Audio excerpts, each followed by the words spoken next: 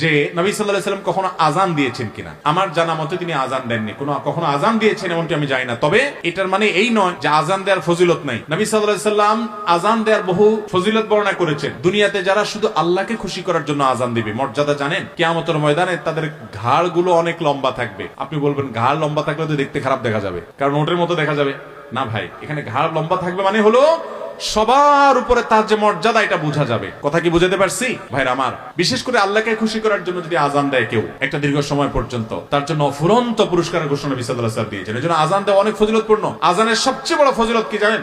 আজান যিনি দিবেন মুয়াজ্জিন, আল্লাহকে খুশি করার জন্য যদি দেয়, পয়সার ধান্দা চাকরি হিসেবে না দেয়, প্রফেশন হিসেবে না নেয়, সে এই চিন্তা থেকে দেয় যে আমি হাইয়া আলাস সালাহ ডাক দেব, আমার ডাকে যারা আসবে নামাজ পাঠ করবে, আদায় করবে, এটার জন্য আমি ভূমিকা হিসাবে থাকলাম, আমার কারণে মানুষ আসলো। নবী সাল্লাল্লাহু আলাইহি ওয়াসাল্লাম বলেছেন, মুয়াজ্জিন যখন আজান দেয়, তার আজান শুনে যত মানুষ নামাজ পড়ে তাদের সবার সমপরিমাণ সওয়াব, তাদেরটা তো তারা পাবেই, মুয়াজ্জিন সাহেবকে আল্লাহ তাআলা দিবেন।